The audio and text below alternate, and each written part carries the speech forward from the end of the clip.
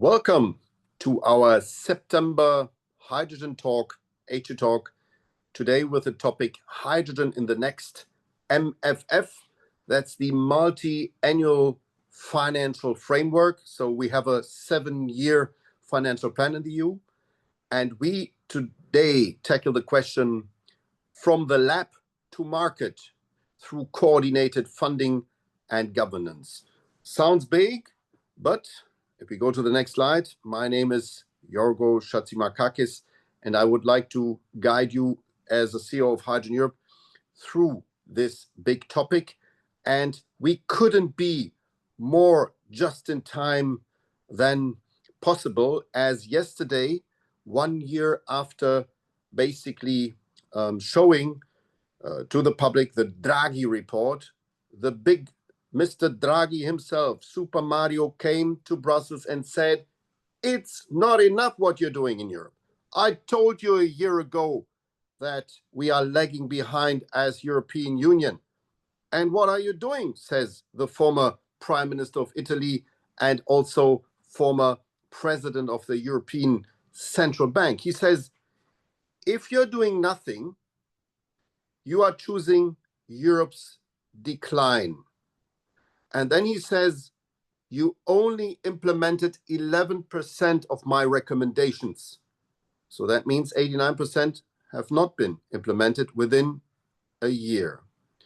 And honestly, I personally, in my position as the CEO of Hydrogen Europe, I fully understand the guy. He made a big report. We also were in touch with Mario Draghi in order to explain how important different technologies are. And now we need to understand, how can we put this into practice? How can we implement even more of Mario Draghi's suggestions? Let me dive into hydrogen and let me explain to you how we see that. So if we would take the numbers, and we can question them, we can argue, but if we would take the numbers that still are in the hydrogen strategy, so that is 2.8 million tons by 2030 and 27 million tons of hydrogen by 2040. That's the current projection of the current plan. Again, you might argue it's too much, it's out of reality, but then let's adapt to reality.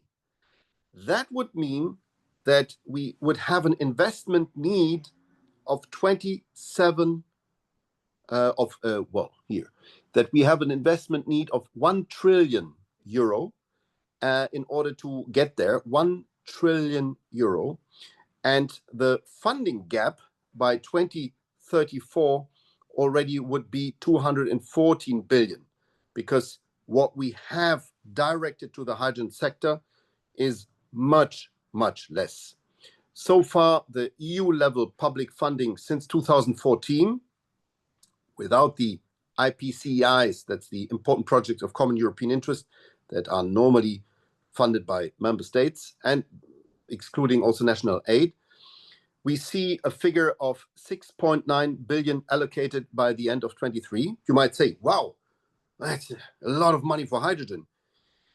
Yes, but the expected 9.4 billion by the end of 24 are, as you see, by far not enough.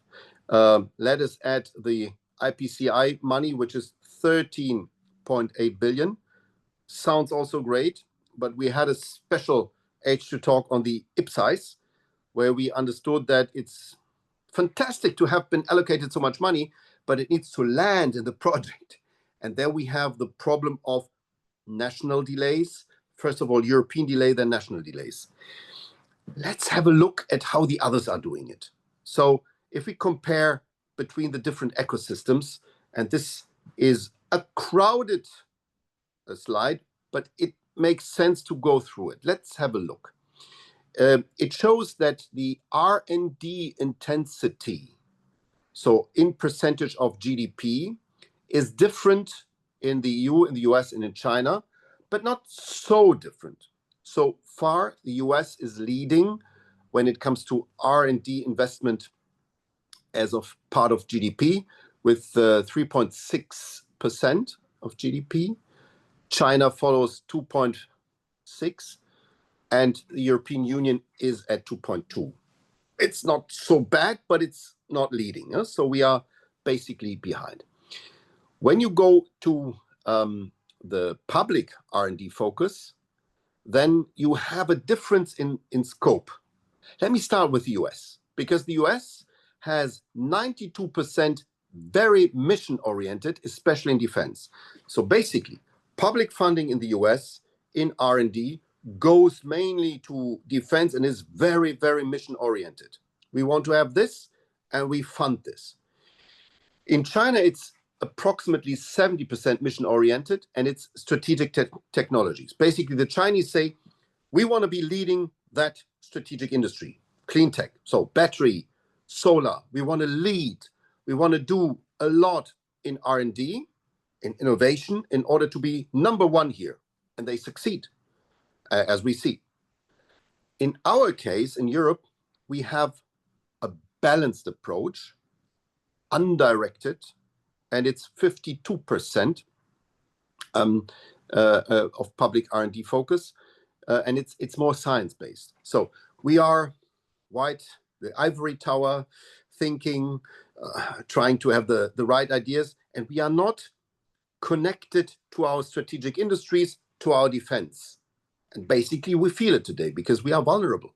We are exposed. We don't have our own defense. We don't, and we are losing industrial competitiveness.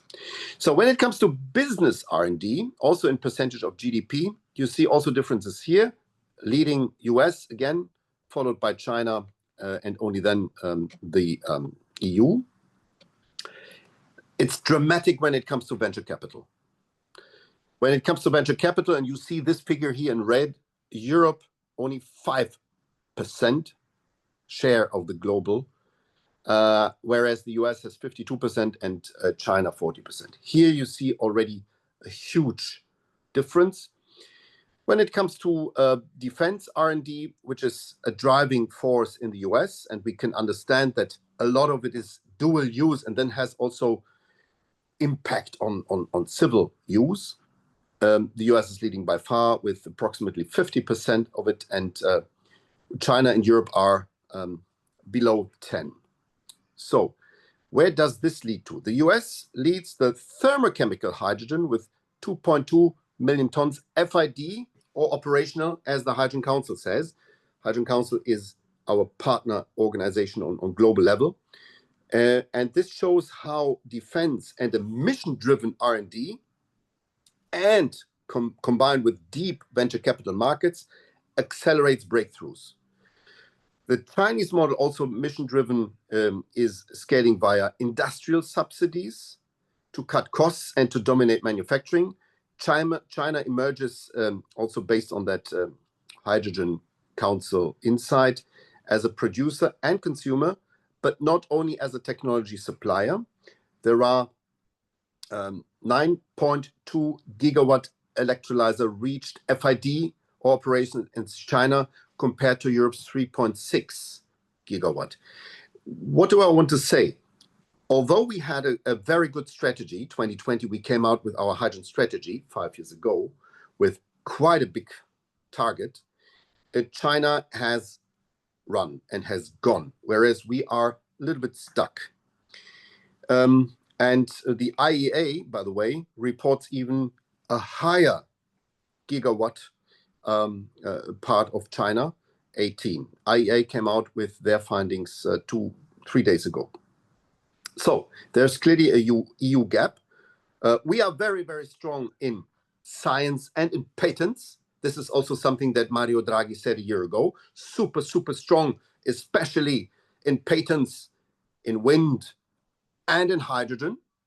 Biggest bubbles on patents there. We, Europe, very, very down in battery and very, very low in solar, just saying, which is, but did we invest into the big patent bubble? No, we didn't. And I listened to Mrs. von der Leyen's State of the Union last week, where she says, yeah, we need homegrown industries, homegrown energy. And then she talks about the battery pact. I'm not complaining because she didn't mention hydrogen like all the years before, but I'm saying, where's the connection? So, and this is also something Mario Draghi criticized. And what he says also, he says we need to bridge this gap, which requires a scale up of finance and industrial deployment well connected to R&D. And in today's H2 Talk, we want to find out, next slide, please, how we can connect it. Let me first compare a little bit still countries globally.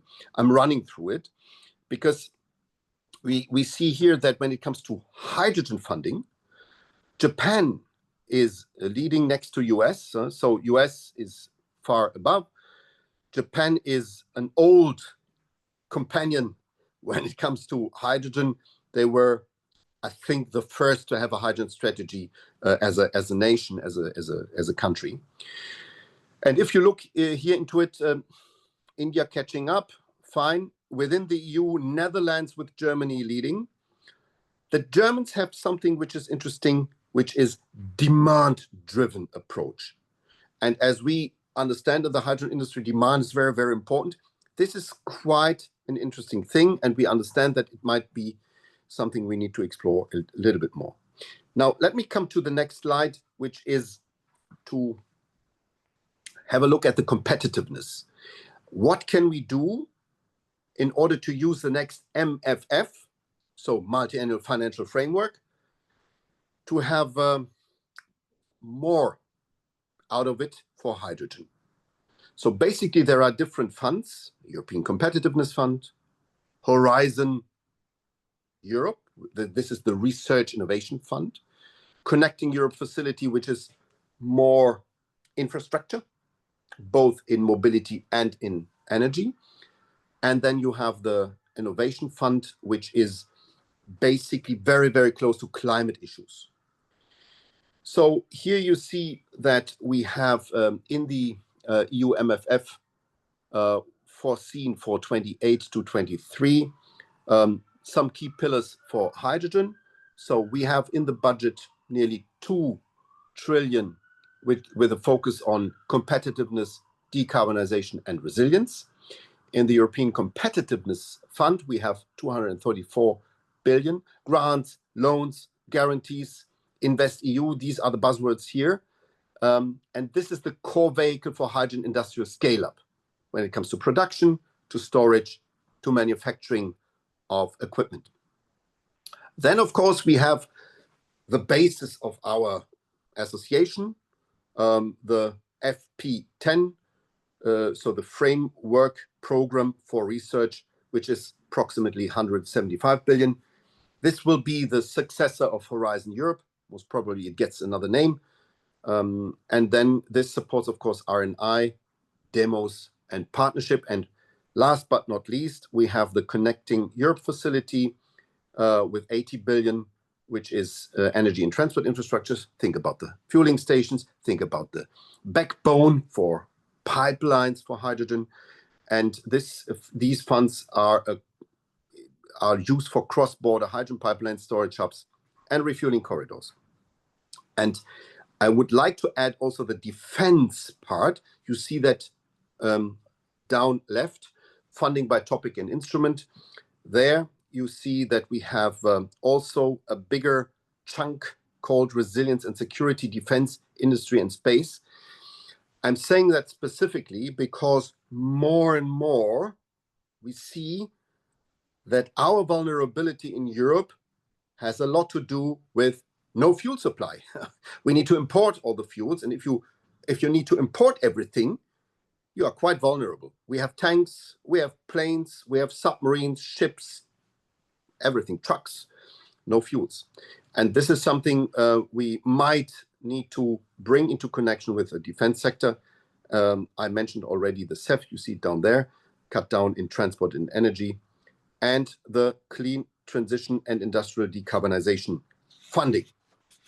Let's go to the next slide and try to understand why this is difficult in Europe. So how can we use our competitiveness to scale up based on existing funds.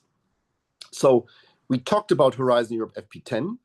You see there are different pillars: excellent science, that's where we are great; competitiveness, that's a little bit this turning money into knowledge, we are good, excellent science; turning knowledge into money, competitiveness, not so good.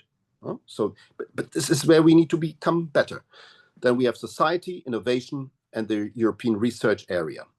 So basically, you see that the ECF provides new instruments to ramp up and accelerate deployment in synergy. That's the European Competitiveness Fund on the right-hand side. You see different action points here: clean transition, industrial decarbonization, health, that's us, cool. Health, biotech, agriculture, bioeconomy, digital leadership, resilience and security. I mentioned already that we want to get in there as well, as we are super vulnerable in that field. And the contribution to ECF by InvestEU and instruments and project advisory. Now, do you see it's quite crowded? And this leads me to the next slide. The challenge, and you find this here in red, is that we need a competitiveness coordination tool. This is what Mario Draghi yesterday said. We need to be more implementers and to combine all the different aspects. So you see that also on the right-hand side, coordinating EU and national instruments becomes paramount. We have it, but Draghi says there is a lack of coordination. Member states think in silos. Honestly, I don't want to. I want to be a good host, but even my own association thinks in silos, and also the European Commission. So we need to overcome silo thinking. When it comes to hydrogen, we need something like a one-stop shop. People thought the hydrogen bank would be the one-stop shop. It isn't. It's not even a bank. It's basically an instrument for tendering. So why not thinking about something like an agency, a hydrogen agency, where you have a coordinated look upon all these different elements. So money is there. Where we have a lack is the coordination of all it. Can I end with a dream?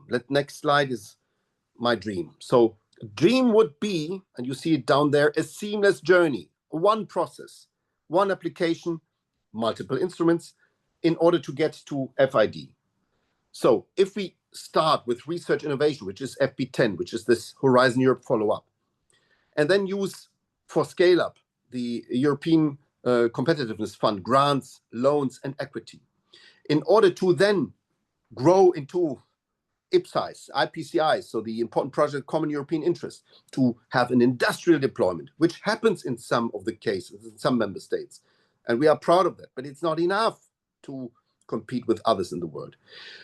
To then have a pan-European coordinated connection with also the infrastructure, pipelines, terminals, etc., to reach market maturity. So imagine a hydrogen valley that delivers territorial integration by linking industry, transport, and local employment under the proposed 2028, 2034 EU framework. Such a project could draw from multiple instruments in a coordinated way.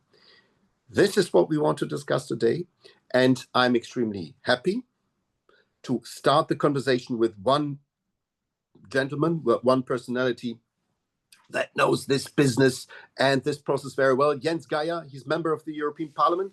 He belongs to the Social Democratic Group. He was the leader of the German part of it for many, many years. And there's Jens. He knows budget. He's in a budget committee. He knows budget control. He knows industry. Jens, you have the floor.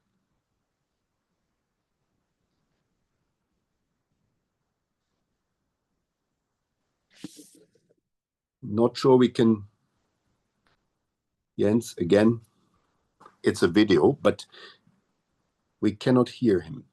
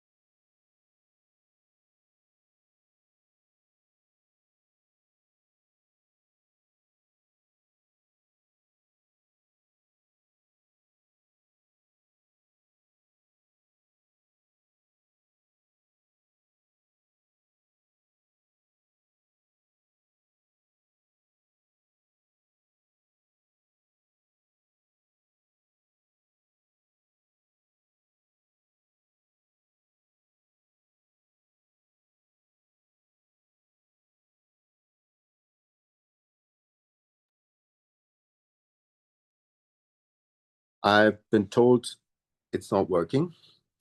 So we stopped the video. We try to show it later on. Definitely, we will publish the video because it's very, very important what Jens tells us there. And if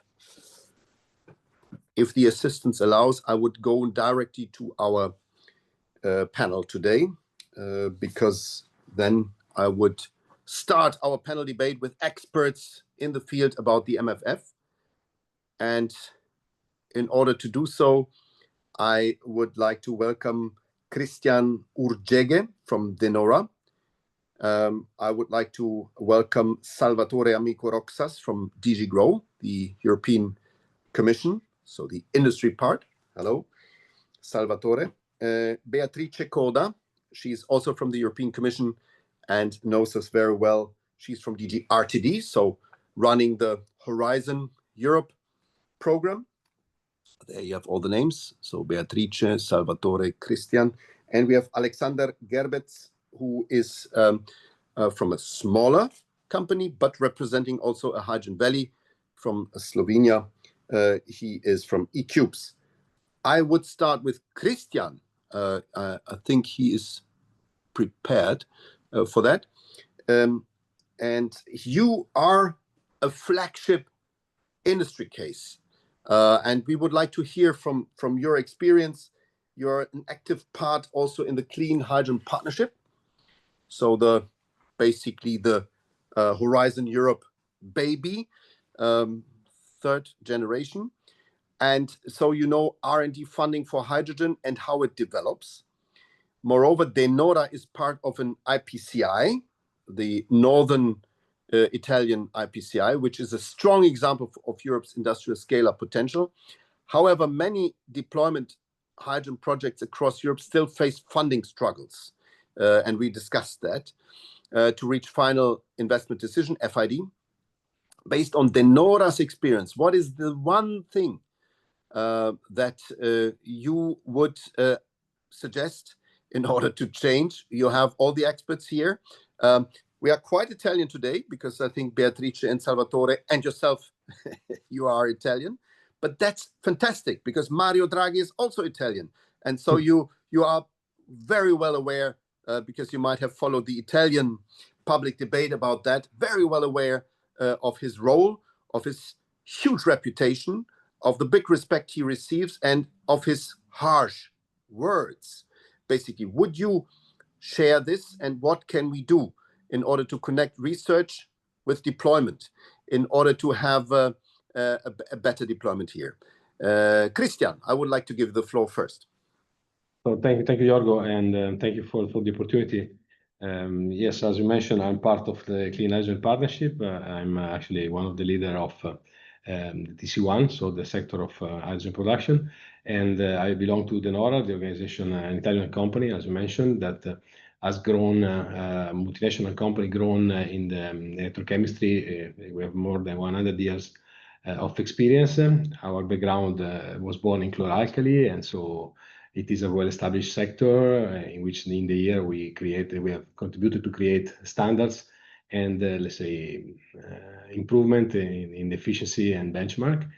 Today, we are most probably one of the few companies that is able to produce green hydrogen technology at scale based on the heritage that we had in the chloralkali industry. And let's say we base our success in the readiness of our technology and of our know-how for the clean green hydrogen solution.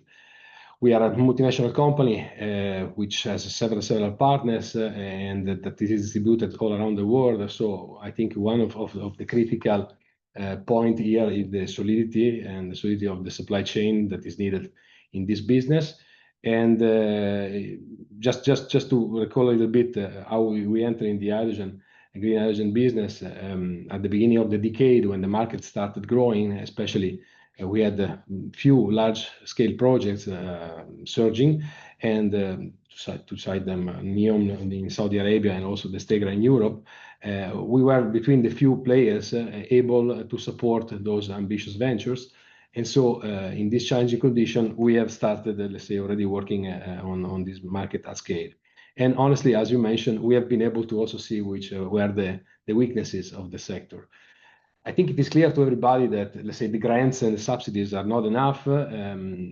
Say R&D has been funded I think quite generously. And as you mentioned before, we should become implementers. So the central issues for the projects, for the final investment decision, most of the time it is the bankability. We are lacking of offtake agreements, robust offtake agreements. At the eyes of the investors, there is sometimes lack of credibility of the projects, and sometimes the slowing down of the pace has discouraged many players. As we said before, I mean, we have a big, let's say, as European, we have a big position in the know-how generation, but I would say that in the last year, also because of the EPCA project, we have seen also a growth, an increase of gigafactories, of the number of the gigafactories in Europe. So also under industrialization standpoint, I think we are pretty much on the right way. Again, what it is still missing, it is the market consolidation, and we saw that small company, weaker companies struggle in this situation, and some of them had to go, let me say, have to basically exit the business. Big companies are still struggling in this condition, and so if I have to say what we could do, let me say, it is a mix of you will say later, and we saw it in your presentation, but I think, let's say, a mix of more competitive energy prices that will create, let's say, hopefully a lower production cost, and we should a little bit decrease the pressure of the bureaucracy that has created delays and uncertainty in this field. I would say this it is one of the structural changes. As I was saying before, also, let's say, all the support that we can provide to the technology to avoid that they become obsolete before even leaving the laboratory of the pilot stage, it is actually welcome. I don't want to spoil, let's say, but I believe we are in the right scale, in the right direction with what the European Commission is doing nowadays. My suggestion, it is in any case to keep in the loop always industrial partner in the development of this project, because the market knowledge, the commercial discipline, and the practical sense of scalability that helps R&D to grow in the right direction, it is, I think, resident in the industrial company that we have in Europe, and this, I think, it is one of the key ingredients that we have to keep in our recipe. Grazie. Thanks very much, Christian. Let us stay in the industrial part before we go to research innovation, which leads us to Salvatore, because Salvatore is a policy officer at the European Commission's DG, Director General for Internal Market, Industry, Entrepreneurship and SMEs. That's what DG Grow is basically about. Your commissioner is Stéphane Séjourné, one of the vice presidents of the European Commission. He followed Thierry Breton, who was also French commissioner and was standing for that before. And basically, you work on access to finance for industry and SMEs. So exactly the point. De Nora, I don't know, still SME, maybe not. Maybe it's already too big for an SME.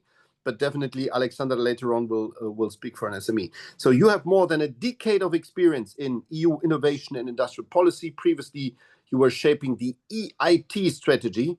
That's the European Institute of Technology. Very proud of it, because during my time as member of European Parliament, we initiated that, we founded that with then Commission President Barroso, you remember, and you impacted at DG Education and Culture a lot, and you were supporting energy R&I at the European Energy Research Alliance. So you know everything about research, innovation, and then industrial scale. Salvatore, would like to listen to you and to your words. Thanks a lot. Thanks, for giving the word of. I hope that you can hear me.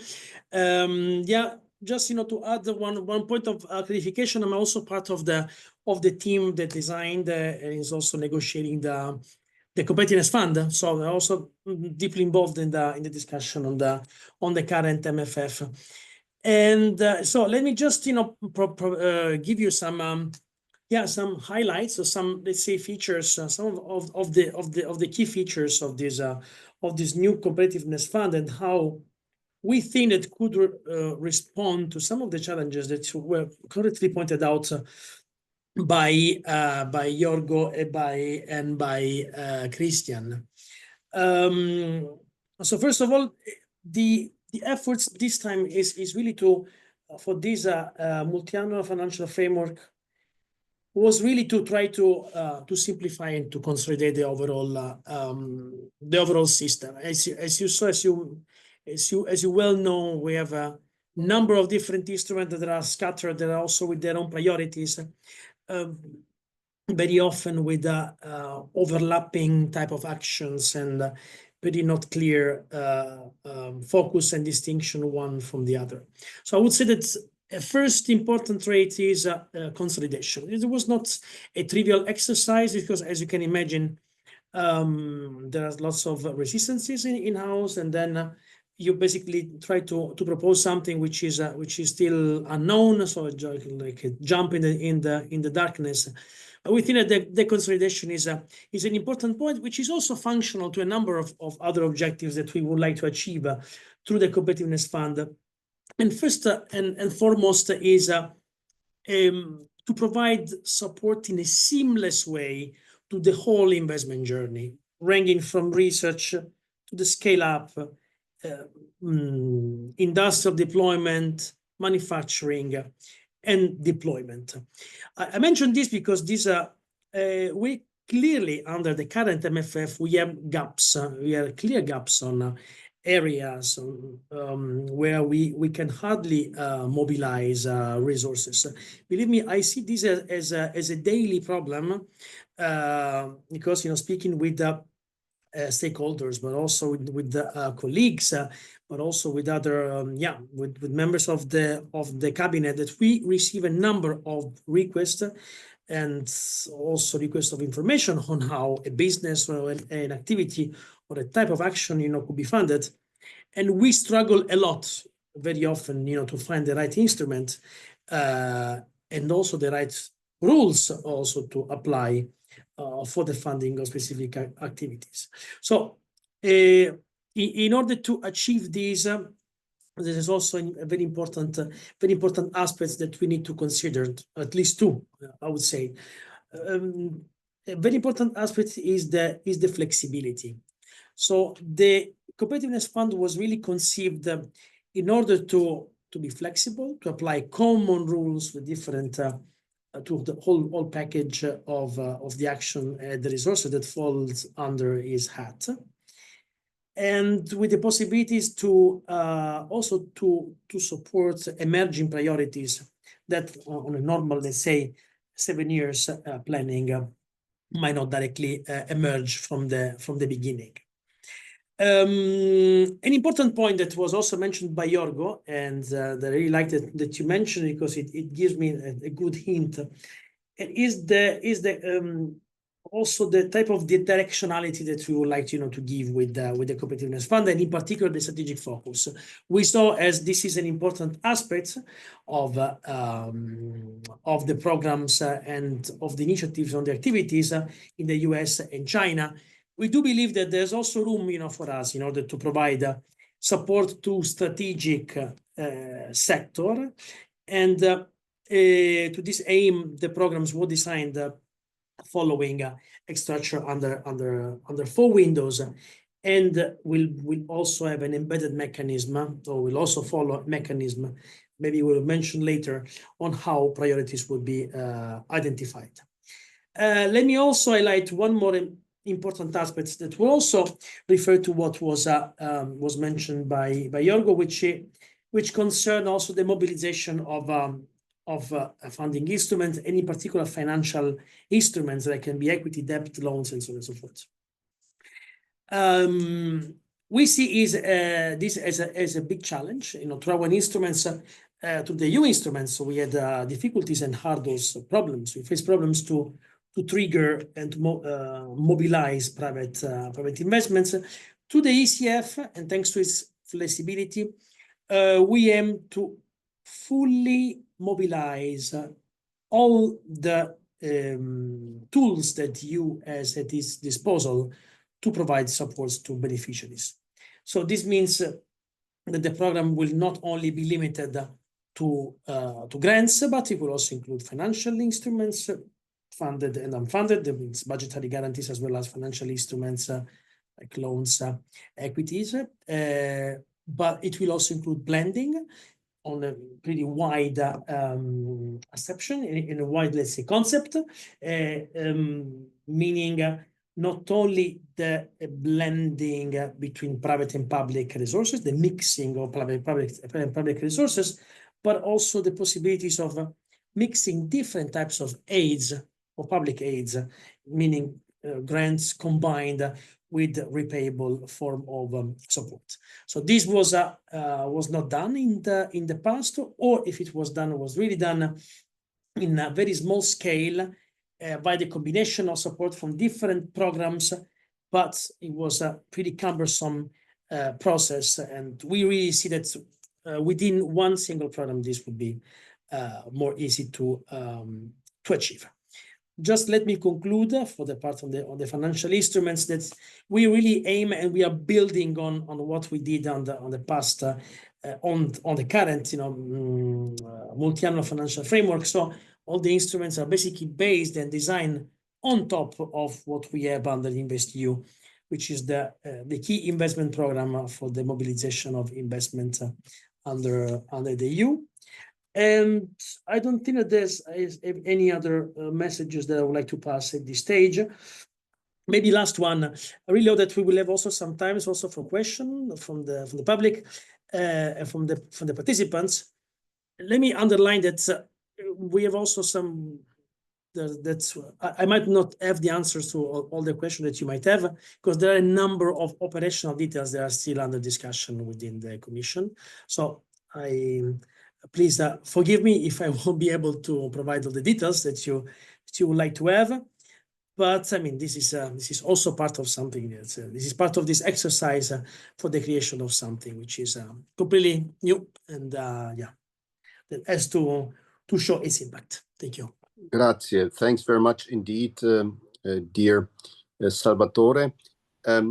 Yes, many things, of course, still under discussion, but we have a good reference point, which is basically the Clean Hydrogen Partnership, in our case, Clean Hydrogen Partnership, where it all started from. And Beatrice Coda, who currently holds the position of head of unit of the Clean Energy Transition Unit, is co-responsible at the European Commission for the Clean Hydrogen Partnership and what is going on now, but also in the future, because we are preparing for the next big thing.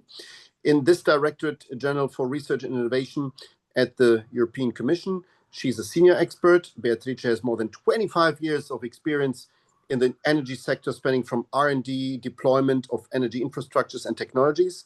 And prior to that, she was dealing with energy research, climate policy, trans-European networks, and she has been managing the CEF energy program, so Connecting Europe facility, for 7 years at CINEA. That's the agency basically responsible for that. There's no better person in the whole European Commission that could give us some ideas of how we can do that in the future. Beatrice, we know each other quite well, so we are happy to have you here.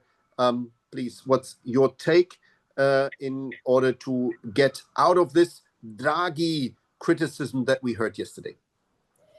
Thank you, Jorgo, for the great introduction, for setting also the scene of this debate. I'm very happy to be with you. As Salvatore said, we are shaping a new MFF. We are shaping a new FP10, at least in DG Research. There might be questions that we cannot answer today, but it's really good to engage with you on this dialogue and see how we can help the Draghi vision on Europe competitiveness succeed for what concerns hydrogen. And for hydrogen to increase your competitiveness, I think that we still have to be on the competitive edge for the cost of innovative technological solution, but also, as you said, also Jorgo, we need to fast deploy the solutions in the market. So for, you said it already, we have, I think the hydrogen technology sector has been, has already a kind of, one-stop shop, at least for research and innovation, that is the Clean Hydrogen Partnership, with the idea to fund, program and projects to reduce the cost of hydrogen, for example, but also to accelerate the deployment by means of the concept that we have built together with you, and this is the hydrogen valleys. So where we aim to, let's say, lower the cost, but also make, really, have a full concept of production, storage, transportation, and use. So how we should continue that in the future? I think, first of all, in FP10, we need to see where we are with this cost, where we are with the projects that we are funding, which level of TRL they are, and how we can increase the scale of these projects. So increase the scale of demonstration projects, scaling up. There was just 2 days ago also a report which was published by the DG Research on technology readiness in Horizon Europe. And this is, I think, interesting to see what is the average size of projects in Horizon. And I think it's something that shows that there is really potential in the next FP10 to support high TRL innovation. And I think also there are instruments like, for example, pre-commercial procurement, innovative procurement. So this is also, tools that exist in Horizon that will exist in the next FP10. This, I think, also something that we can use. I mentioned demonstration, I mentioned hydrogen valleys. I think one possibility is also to increase the scale of demonstration projects to achieve lower production costs. And so this all brings about the debate on scaling up. So before we go into, I think, the complementarity, it is also a bit the question of the day, what is the complementarity between FP10 and Competitiveness Fund? I still want to shed some light on FP10 in the sense that already in FP10, when we talk about innovative technologies, we still have there in the new, already now, and in fact, also in the new FP10, we have the EIC, so the Innovation Council. This, is an instrument where we see huge potential for innovative breakthrough technologies to commercialize faster and scaling up. I think we need to make an effort, I think, from the collaborative research side, so from ourselves, from the joint undertaking and other sectors, to bridge the collaborative research to the EIC to scale up. So this is, I think, one element to take into account, and as an additional instrument. And for what concerns, I think, this link on competitiveness fund, so what is this seamless journey?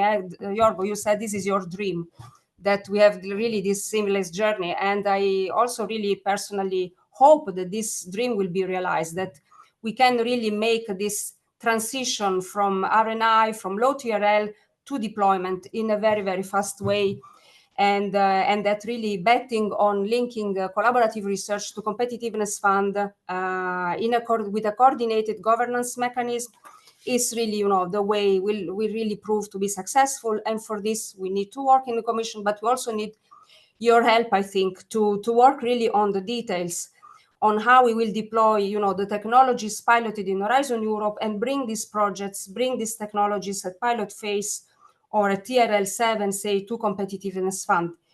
The idea is really that this will be done really in a fast way. So no additional bureaucracy, no, really fast tracking, so to say, from Horizon to competitiveness fund by quick support of technologies deployed under Horizon Europe, by quick probably combined on sequenced calls in competitiveness fund, binding on Horizon Europe projects and accelerated calls.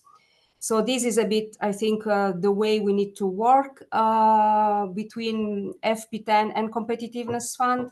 There will be, according to Commission proposal, also coordinated governance mechanism. and which will help define the priorities. But yeah, we need to really work on operationally also to make this transition happen. But I hope, let's say, the current proposal will make a good framework condition to enhance competitiveness of these innovative technologies. I stop here, perhaps. Grazie tanto. Thanks indeed. And you mentioned already a major achievement of the basically previous commission, which is the valleys, because it is a step from the innovation part into deployment. And we owe this thanks to Commissioner Gabriel, that basically had the idea to use innovation money for the valleys. We'll come back to that. And it's my pleasure to welcome now one of the driver of one of these valleys here at stage, that Alexander Gerbetz, who is the founder and managing director of eCubes, Hydrogen and Flexibility, which is a company developing clean energy infrastructure projects based on hydrogen technologies. Welcome, Alexander. You are also the initiator of the North Adriatic Hydrogen Valley, NAHV. And that's what we want to talk and hear about and talk about, because it's a very innovative way of the European Commission to basically bring these worlds together. And you have been active in this valley initiatives across Central and Eastern Europe. You're from Slovenia, including, of course, your country, Slovenia, and the Western Balkans. You're also a member of the European Clean Hydrogen Alliance and of Hydrogen Europe. And you advocate for cross-border hydrogen corridors and system flexibility aligned with the EU 10E, 10T planning and the Clean Hydrogen Joint Partnership. Before I give you the floor, I advertise the fifth conference of that Ecosystem North Adriatic Conference, which is one of the most successful valleys, of course. And this takes place in the European capital of culture. It's Nova Gorica, or Gorica in Italian. So it's basically a town based on the border between Slovenia and Italy. And it's the fifth conference, 12th to 13th of November. And let's get Mario Draghi there to see with his own eyes what works in his country, basically, what might still be improved in other countries. Alexander, you have heard about the talks so far. What makes you so successful, and what are your suggestions here? Yes, first of all, thank you very much for this information, and of course, thank you very much for announcing this important event that is happening, which is actually gathering of the partners that we are working together in the region. So our region, it's nice, it's beautiful. We have many good things. We are also capable to make some very tasteful things from the ingredients that are here. Being close to the Italy, of course, it's a natural privilege. We have also many important and promising technologies. But in our region, the wealth is not the place where it's concentrated. So in this context, when we were exploring how to develop high clean tech, let's say, implementation in 2018-19, we have started to work together with industries from hard-to-abate sector, working together. And for us was extremely important step that we have succeeded to come together with industries, with governments, with the society, with the science. And we have created at that time unique proposal, which was the first transnational hydrogen valley, because we understood that if we start working together, we might identify the path. So from this perspective, Hydrogen Valley was an extremely positive, let's say, platform, working together towards the future, towards a clean energy future. So our company, Kubis, now is working on import level. So since the fact that in the region is let's say, has a lack of capital, for us is less relevant, because it's important that these developments we are part of Europe, so we are eligible for EU grants, and this is important how we are modeling solution. And also in this context, we have funded a Dutch holding. So we will go to the North Europe, where the capital is seeking good projects. And with this capital, we will develop projects in our region. So this is now direction that we go now. And this is all the consequence of very systematical approach. We've been working together for now almost 10 years. So this is in a short description how in this region we're moving very positively together with the partners, step by step, not very fast, but we are happy with the progress we do. Can you talk a little bit about that conference? What's the scope of that conference? Because I announced it, and we are proud of it. But can you explain why you are doing these conferences? What is your aim there? Yeah, so let me explain a little bit the history of this conference. So initially, we started with the partners from industry and hard-to-abate sector in 2019. But on November 21st, we reached the point where we got endorsement from 3 governments to start working together. This was a gathering where all partners went together, and this was like a first conference. This was on the 21st of November. The second conference was before we have applied to the Hydrogen Valley call. The third conference was the celebration party because we won on this call, and the project was recognized as a flagship.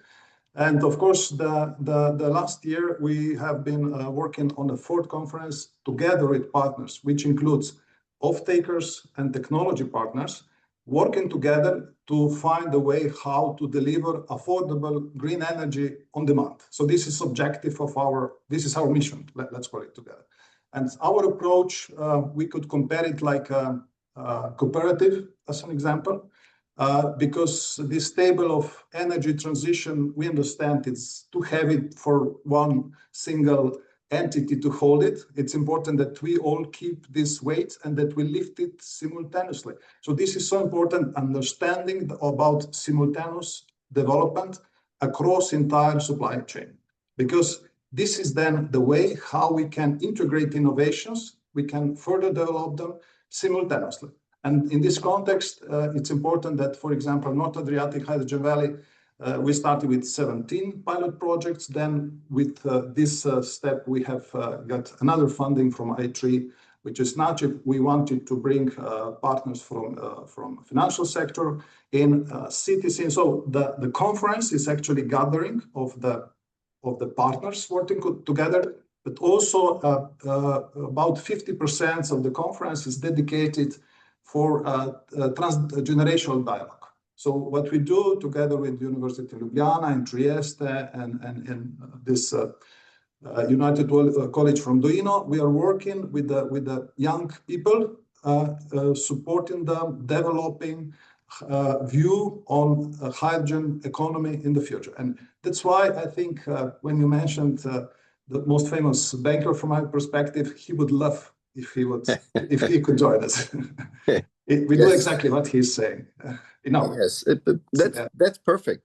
We'll come back to Mario Draghi in the last round of questions because I want you to react on them. But before we get there, Christian, you are also strong in the IPCEI. So this is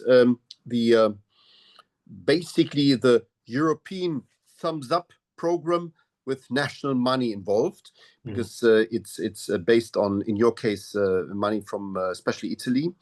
And I would like to understand whether the member states and the EU have shown the right level of coordination, because we in a previous study ourselves and also analysis of these IPCEI projects, we have seen that there was I mentioned already, a delay first because of the overwhelming projects that have been proposed. And I can understand the Commission was there with 3-4 people and needed to look into it. It took some time. But the coordination between EU Commission, so DG Competition in this case mainly, and the member states, different ministries, how does this work? Because it's challenging, and it's one of the criticisms that some people have. We are too slow. and we are not coordinated very well. From your perspective, and having listened to what the European Competitiveness Fund can do in principle, what would make this competitiveness fund toolbox truly usable? What can be improved out of your perspective? In various, well, simplification, what would you ask the players on national and European level to do, to improve, to change? Yeah. Thank you for the question. Yeah, I cannot hide that the beginning wasn't easy. We have been say our EPCI, it is for an Italian gigafactory that will be supporting the manufacturing of electrolyzer in the southern part of Europe. Of course, as the NORA, we have other factories in Europe. We have in Germany our biggest hub. We have also in other countries, in the United States, for instance. But let's say this was for us a very important milestone for development. And the beauty of this project was actually that it is based on an innovation that started, let's say, few years before, say, a new concept of electrolyzer. So it wasn't easy. I think one of the critical point I think that we have to overcome is that we definitely we should avoid to produce fragmentation in the project. And you mentioned state and European community, but I would say also in between different initiatives. So we have to make sure that let me say individual initiatives are actually not competing but reinforcing each other. And this, I think, it is the main gap we have to fill. Honestly, listening to the description of these tools, I would not say something new. I think what Salvatore and Beatrice already anticipated is going, as I was mentioning before, in a very good direction. I heard about, for sure, a vision, a pragmatic approach, coherence. I've seen strategic thinking. So not only, let me say, decarbonization per se, but also to support the industrial competitiveness. I saw in those tools, let me say, long-term impact. So the only point which I would stress, it is the execution of this vision. I mean, objective now must be clear, realistic, harmonized, as I was mentioning before, and so the European team could work as a one. Because once again, what it is actually scaring the most, the investment, are the lack of clarity, the lack of commitment, and so without this, insurance, without this view, many operators will not help in developing, let's say, the demand of green hydrogen. I would say the contracts for difference for me are one of the most interesting tool. I think it will bring to producers and investors what they wanted to see. I would honestly actually appreciate some carbon taxes, or let me say some mechanism of incentives for the one that are matching the compliance targets, and maybe some penalties for the one that are not in line. But that's maybe a little too much. So I would say the perfect instrument. Maybe we say that this is perfect is a little too much, but it looks like a very good a combination of tools, because it's looking really to a combination of OPEX and long-term views, also investment. Perfect segue to Salvatore, because you mentioned some of the tools already that could be part of the toolbox, and Salvatore said you are working on something you cannot disclose too much, but honestly, Christian, you said there should be punishment those who do not apply or abide by the rules. What's wrong with it? I mean, if we have rules and we want to achieve something with the rules, especially achieving our target, climate neutral continent by 2050, we need to apply the rules, no? Sure. So it's nothing bad in asking for that. So especially the carbon tax, it's, to be honest, way too low. And that's one of the reasons why nobody invests into solar here, but in China. I'm very much listening, of course, to the German audience, and today Meyer Burger, so one of the quality producers of solar panels, closed down for sure and forever. So that's it. It's one of the quality.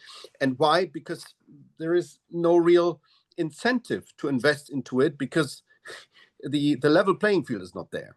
So your question or your point is absolutely valuable. But coming to Christian, how can we bring all these different elements of your toolbox, grants, loans, guarantees, IPCI top-ups, procurement, Beatrice mentioned as a very modern element, also procurement, and the contracts for difference. That's a very, very strong tool. How can we bring all this basically into a process that will allow a quickly usable and user-friendly way of application?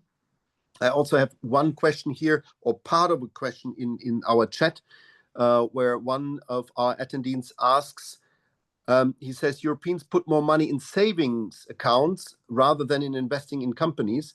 It's good for banks, but not productive for the economy. What is the EU doing to address these structural energy and funding concerns? Maybe Salvatore, you want to answer how this toolbox can be simplified, but also made more user-friendly. Thank you. Yeah. One of the greatest advantages of the overall of this new proposal that we have is that we now have a common rule book, for the whole programs, and this rule book with its rules as well as the different tools that can be used will be common to the 4 windows of the fund. One of the window I forgot to mention, but as you are all well aware, it concerns the clean transition and the decarbonization. So what is going to happen is basically that via consultation with the stakeholders, through the discussion with the different services, through the input coming from the advisory support of the fund. And I just open a parenthesis and then I will continue later, including the competitive coordination tool that will also help to try to align priorities between the EU budget as well as with the national envelope. The idea is really to identify the actions, the areas to be supported, and also the optimal tool that can be mobilized for the topic. So there will be ample flexibility and freedom within each window to decide on the actions to be pursued, as well as on the tools to be used. On top of it, we also propose some new actions, some new instruments that can also be mobilized. And just to complement what Christian was saying, to provide also one important feature is also the industrial vision of this new program. The competitiveness program complements well what we do under Horizon, because it really has an industrial vision, which is also backed, of course, by the efforts that are done at a more early stage in the value chain. This is a clearly important aspect, which is a completely new type of approach. And this industrial vision is also visible in this new action that we also thought that you can also find throughout the program. Just as an example, the value chain, the single market value chain instrument. This is really thought to provide tailored support by a combination grants as well as of financial instruments. You don't have the details about this action, but they will arrive. So provide a support via grants and financial instruments at value chain level through a tool that could provide support at the first stage on a consortium basis, to a number of companies that are part of the same value chain, but then on a second stage on a mono-beneficiary level to support investments. So it really had embedded a strong industrial value chain, because we want those type of action to be run by industry. of course, in collaboration also with the research organization and as well as academia for the improvement and also for the development of new solutions. But the vision, the thinking, should be really at industrial level. We've also been mentioning the OPEX and also the possibilities of providing other type of aids. You will also see that one of the actions concern the production ramp up in strategic industries.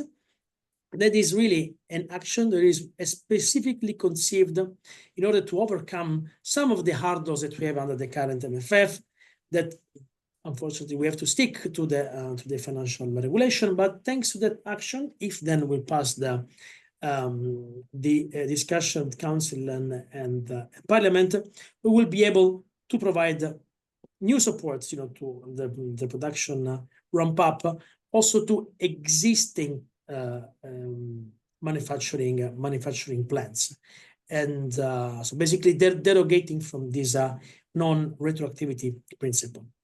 Let me just conclude with what I mentioned before concerning the identification of strategic priorities. There's also a new tool that has been announced as part of the competitiveness of the competitiveness compass, right? And this is the competitive coordination tool. But this is a tool that is also new for us. So we are also testing and developing now together with other commission services, and it will really help to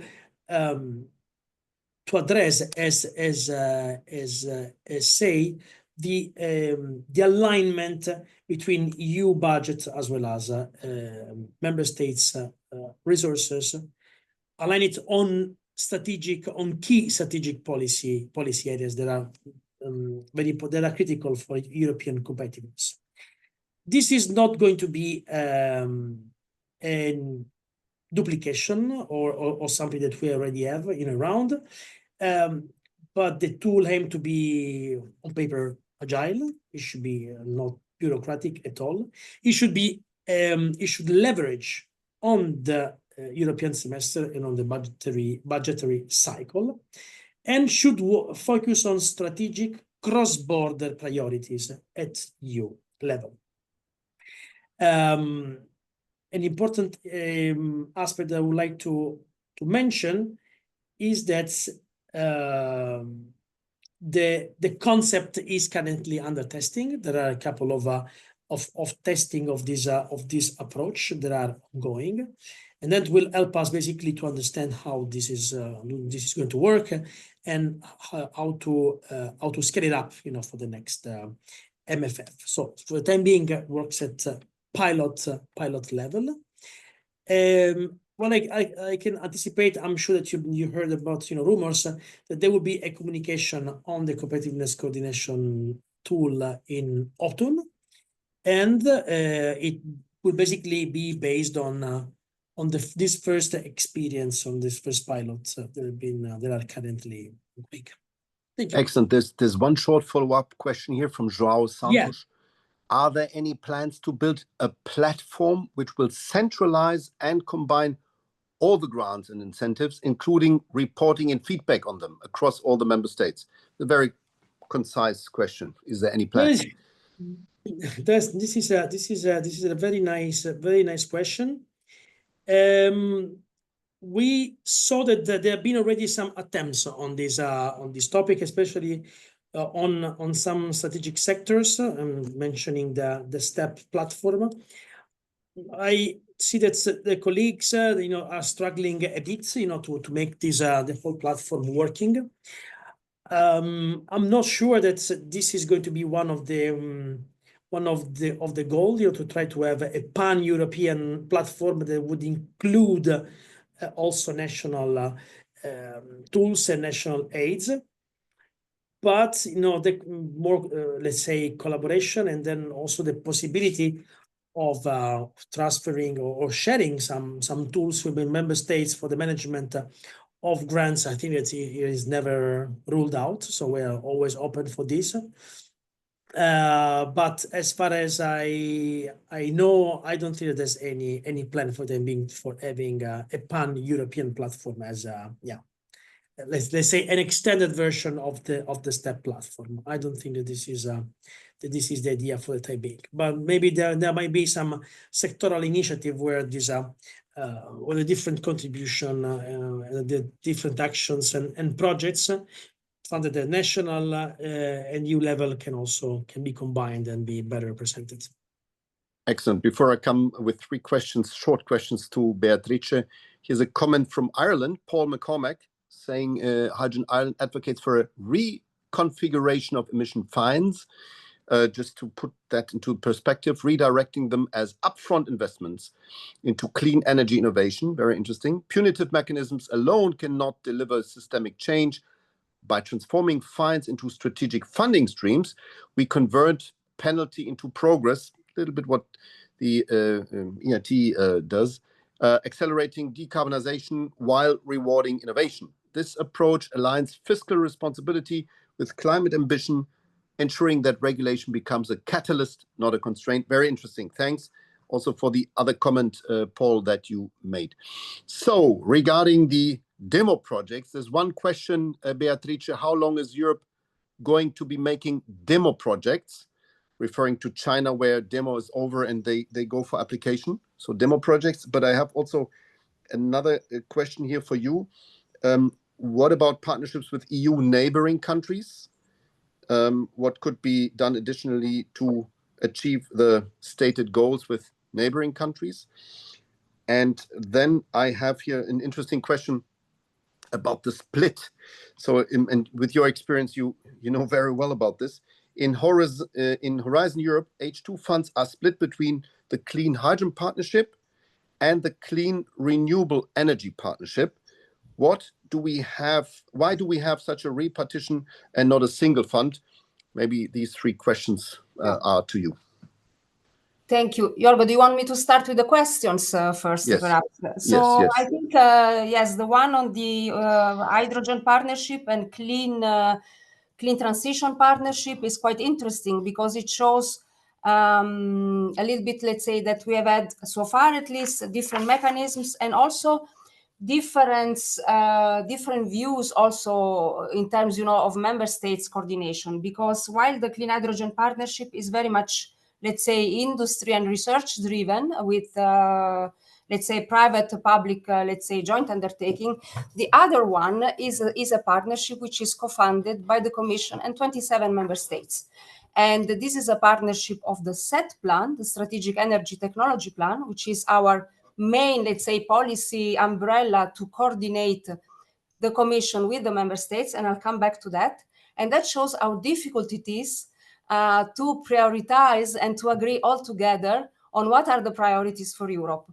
So the hydrogen part of, let's say, of the clean transition partnership is only one sector which is funded under the clean transition partnership, because the way, let's say, it was agreed with all the member states was that partnership, which is co-funded by all of them and the Commission, would have to look at all the different technologies and potentially focus on technologies and system integration.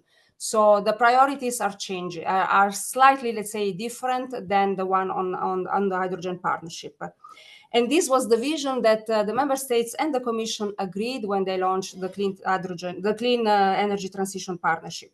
So on that, I also want to mention that in alignment with this competitiveness coordination tool, we have already this strategic energy technology plan, which should really align the cooperation between Commission, industry, academia, and the member states, and to say who will do what. What are the, let's say, European priorities on which technology, on which sector, on energy efficiency, on hydrogen, on wind, and so on. And it's been, let's say, it's a policy exists for 20 years. And now it's really, let's say, I'm very glad to say that really the SET plan is now in a new chapter, is really a policy which is enshrined within the Net Zero Industry Act, so which makes it really a legal basis and gives, let's say, a real drive to deliver. And we are really finalizing the new governance on this SET plan, where we will finalize it, I hope, in November with the high-level conference at the beginning of November. with the idea that we will really, let's say, push the member states and work all together with industry, member states and Commission to identify national implementation and investment commitments to develop or to deliver on strategic research and innovation agenda.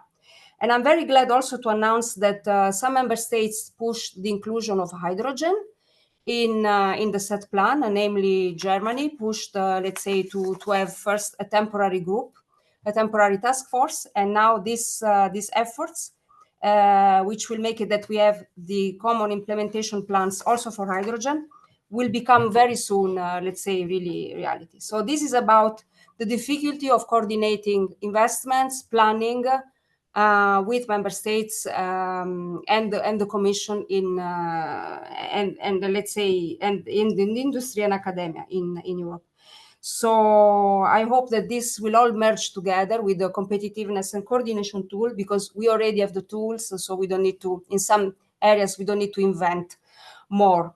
On the demonstration question, yes, we are fully there. Why don't we push for it in the next program of the joint undertaking, in the next phase of the current joint undertaking, and have a, let's say, really a vision to see what is important to demonstrate what are really the key objectives where we want to go. Again, I really want to emphasize, and Jorgo, I think you said it, and Mario Draghi said it.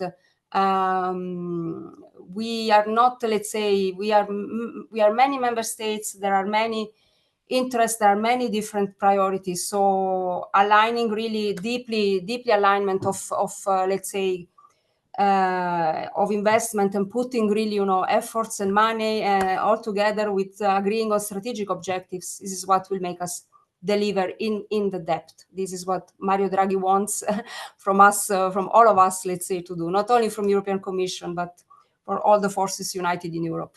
Indeed, also member states, but also industry. So my association also feels as a recipient of this message. Alexandra, I have a question to you with regards to defense. Might be surprising, but you have a quite interesting view on that. We saw that there is a lot of spending that goes into the defense in the future. And Slovenia was one of the first countries that was looking into basically defense, not only military application, but especially dual use applications in order to make use of public funding also for hydrogen applications. Do you have any opinion now about this? Because you started as the first country basically with this, and now we see that more and more countries go exactly into that direction, especially for the fuel production, because fuel is our vulnerable point in defending ourselves. What's your take here, and what's the current state of play? I would go slightly back in my experience. We invested in one startup in 2014 with ambition that we will make a pilot project across one country. So after over 20 years traveling across the globe, I said Slovenia is the right place with 2 million inhabitants. Most likely this is the right place to start. However, we found out something that it's very clear today, that Mario Draghi is permanently highlighted this. In Europe, we have a lack of concentrated execution. And in this context, we have designed so-called dual-use project for defense in 2018, which was, from my understanding, the first project which was approved by European Defense Agency for realization, and today Ministry of Defense is leading it. However, let's say there are challenges because of the way how this kind of infrastructure shall be developed. And in this context, for us, it was important because Europe has shown that we need hydrogen. So because this project was realized already in 2018, and for us, in our experience, this was fundamental step that we had, let's say, momentum big enough that we stepped together with industry partners, because we believe that hydrogen will happen. well, when we will be affordable, and just we need to boost and enhance off-takers. Nevertheless, defense is the critical organization and institution in Europe, and decision makers will be together with their support taking the right decision in times to come. So this is extremely important from our perspective. Hvala lepa. Thanks very much indeed. So if I would ask all of you to answer to Mario Draghi in one sentence, what would you say? And Christian, I started with you all the time. I would start with you again. You know him, you understand his way of thinking. How would you respond? What needs to be done better in order to implement more than 11% of what he said a year ago in his compass? I would start by thanking his leadership, because he is always very sharp in his analysis. And so, no, I think we should be faster, simpler, and growing at scale. Let me just add one point that I read in the chat that I forgot to mention as well: a little bit more flexible, because the market, especially the new market of hydrogen, it is evolving by nature, and so we should be actually respecting that we need agility in the way we are handling this project. But in short, I think yeah, speed and coordination. I think it would be the key challenges that we will have to face, and if you wanted to get to a real let's say if you want to follow the ambition that Europe has, we need timely execution. That's it. What a privilege to have another Italian to listen to. Salvatore, what would you answer? So I would say that my desiderata would be to have as Christian was saying, flexibility is always good. So flexibility in the use of the resources, but I also see, as you were also mentioning from the slide, that the strategic focus, this can also be like an important element. Let me just underline, yes, the focus is important. However, what we can also draw from US and China, it is that is not that the success and the impact on competitiveness is not only about money, but this is about speed, and in particular strategic alignment. We also saw it now with the Net Zero Industry Act. We saw it with the CRM Act. We will most likely also see it with the Industrial Accelerator Act, that faster permitting combined with the smarter and also swifter availability of different financial resources and regulatory stability, including, of course, what we were saying, clear industrial policy and directions are, let's say, the ingredients, the things that are very important to support our competitiveness. We hope that the Competitiveness Fund will have at least some levers that can contribute to those aspects, let's say, to those goals. Let's come to Beatrice. What would you answer? Thank you. I think I would just want to add to what was said about the speed, that I fully agree that this deep cooperation with member states is probably, this is the one where I'm most touched in my work. So this deep cooperation with member states, deep alignment, agreement on strategic priority, it is really what would make, I think the difference. I think Mario Draghi would agree. Grazie. Alexander, what would you tell him when he comes to your conference in November? I would just use 3 words, which were said by Mario Draghi in 2012. So he said, whatever it takes. And this is what he said when he was introducing his monetary transaction program. And we all know what was the consequences. This was an amazing, and I think we are here today just expecting something like this. Very strong statement. Thanks very much indeed. I share your view. We are in a decline and we can stop it, but we need to have this mentality that Mario Draghi had already once again. So thanks very much to all of you. I would really like to tell you that I especially enjoyed how you answered also the questions, so to the point, and this is great. I would now like to start again the video with Jens Geier, and say goodbye to all of you. And there he is. So thanks very much.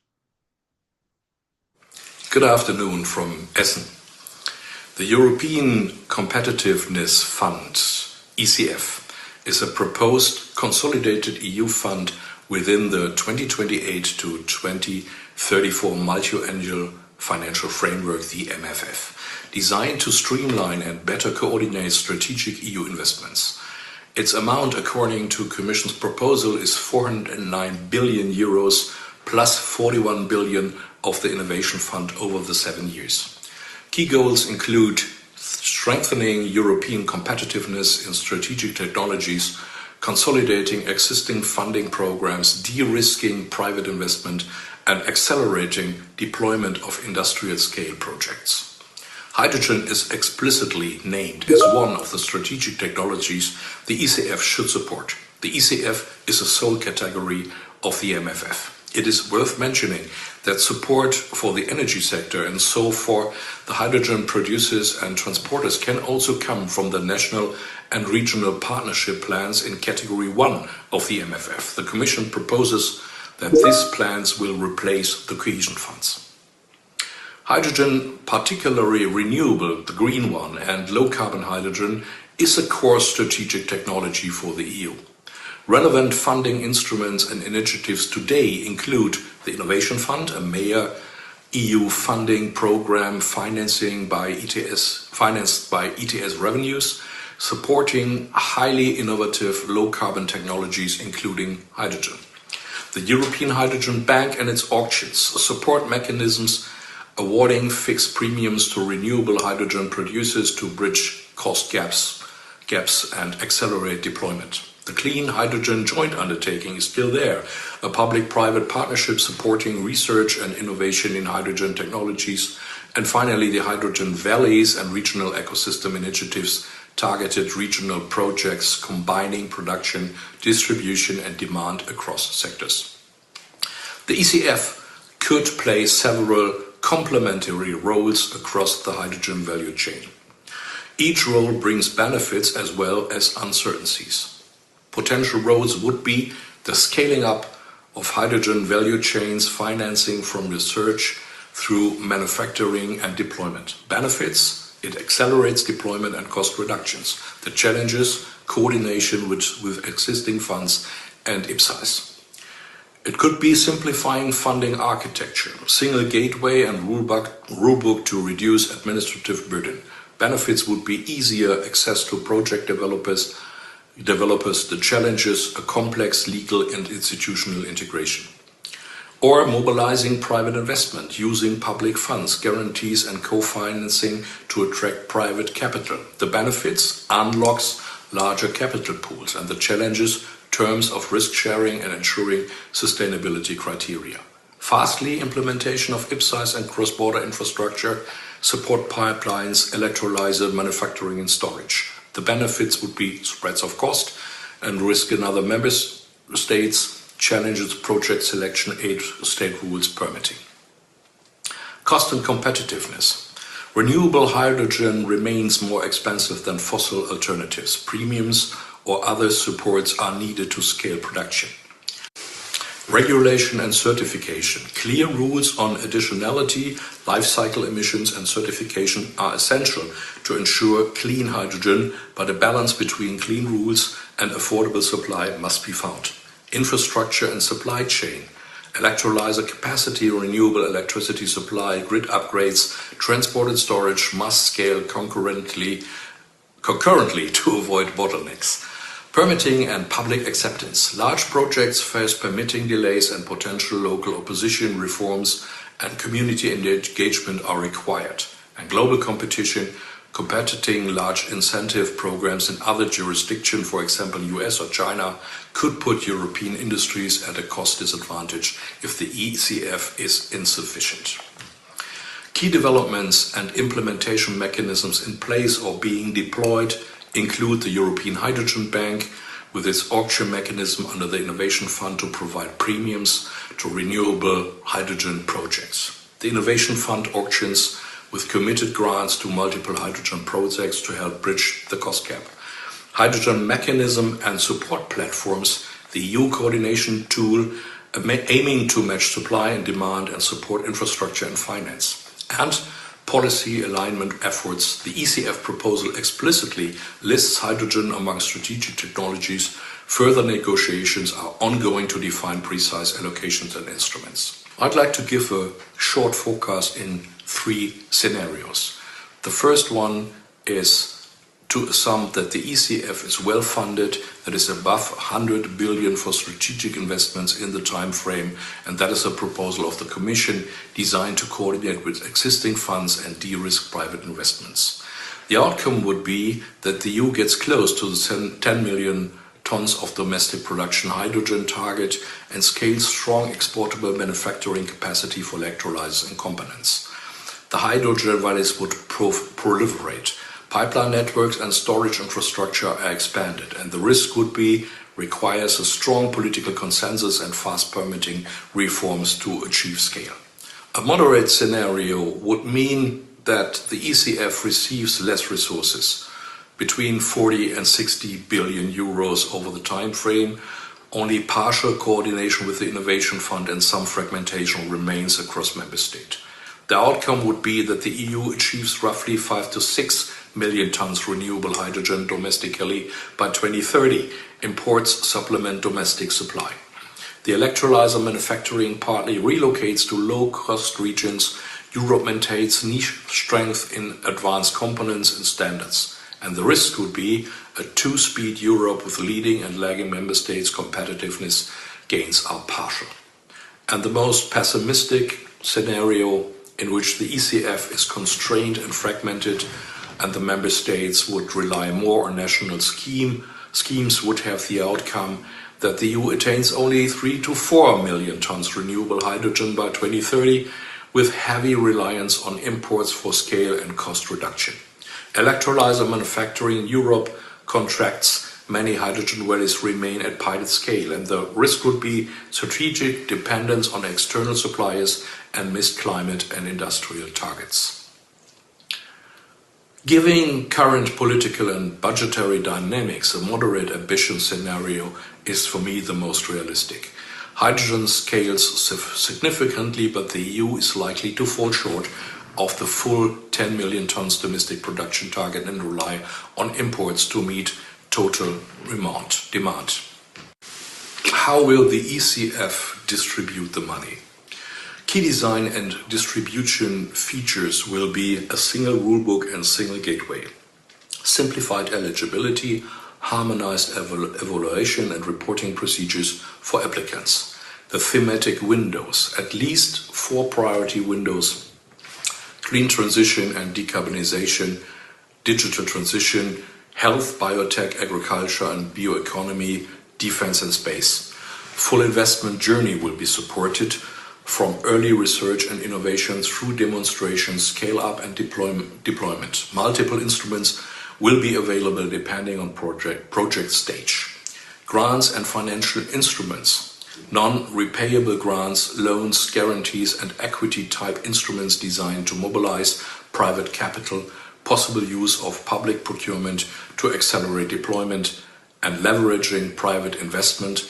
The ECF aims to crowd in private capital by offering risk-sharing mechanisms and blending finance solutions. Faster and simpler processes. Emphasis on reduced administrative burden, faster disbursement, simplified reporting and the use of lump sums where appropriate. Budget context and numbers proposed in early design phases. As mentioned earlier, the total proposed size of the ECF, including Horizon Europe, is approximately 409 plus the Innovation Fund at 41 billion for 2028 to 2034. Horizon Europe component is roughly 175 billion euros allocated to research and innovation. The exact splits per thematic window remain today under negotiation. Uncertainties: expect thematic splits. Geographical weighting, coordination with member states' programs and operational details of financial instruments remain to be finalized. What will be the role of hydrogen across these ECF sectional windows? The clean transition and decarbonization, of course. Hydrogen is a core strategic technology in this window. It covers the value chain from production in the electrolyzers to infrastructure, pipelines and storage, and end uses, the steel, chemicals, shipping and aviation sector. The digital translation supporting is indirect. Digital tools such as AI, sensors, grid optimization, digital twins and predictive maintenance support efficient hydrogen production and logistics. Projects combining digital and hydrogen elements can draw from this window. Health, biotech, agriculture and bioeconomy. Here is hydrogen only in a niche. Hydrogen is relevant for green ammonia and low carbon fertilizer production, hydrogen-based feedstocks for chemical processes and industrial heat in food processing and bioeconomy applications. In defense and space, dual use. Hydrogen and fuel cells can be used in defense applications like remote bases or unmanned systems and in certain space applications in propulsion and storage. The role in this window is more specialized. So there are ample of jobs that should be done. So what recommendations I have? We need clarify allocations, define clear thematic splits within the ECF so hydrogen projects can plan investment pipelines with certainty. Ensure coordination. Align ECF instruments with the Innovation Fund, European Hydrogen Bank and national schemes to avoid overlap and maximize impact. Strengthen certification and additionality rules. Ensure that removable hydrogen claims are robust and enforceable to maintain market trust. Prioritize supply chain resilience. Invest in European electrolyzer manufacturing, critical components and workforce skills to retain industrial leadership. And streamline permitting and public engagement. Accelerate permitting reforms and proactively engage communities to reduce delays. Thank you for your attention and all the best to the webinar. See you soon.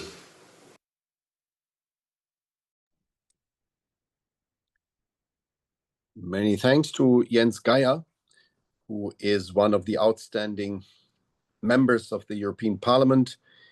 And thanks, Jens. We are always in close contact and we admire the way how you master hydrogen. He is basically an MEP from Essen in Germany, which hosts, I would say, 20 members of Hydrogen Europe. Why? Because Essen is one of the capitals of hydrogen in Europe, and many companies are located there or have their headquarters there. So that's why it's good that he knows about his constituency. Ladies and gentlemen, let me come to my final slide, which is the hint to the Hydrogen Week. 29th of September will be the starting point. We will start with a reception in the evening. We call it the Autumn Market. And it will happen at the Square in the center of Brussels. And 30th of September, 1st and 2nd of October are the days where the Hydrogen Week, the European Hydrogen Week 2025 takes place. We will listen to the Executive Vice President of the European Commission, Teresa Ribera, to Climate Commissioner Wopke Hoekstra, to the upcoming EU Presidency and Energy Minister, Papanastasiou, to many stakeholders of our hydrogen industry. Our partner country is Oman, and Oman will be represented by the Energy Minister, Minister Al-Aufi. And this is great to see the commitment of the whole sector. Please join us. If you did not register yet, please don't lose any second and moment. Come to Brussels and join us for this year's Hydrogen Week. Without exhibition this year, it's conference with high level and B2B discussions. I would love to thank you for today, for your attention, and say goodbye. See you in 10 days' time in Brussels. Bye-bye.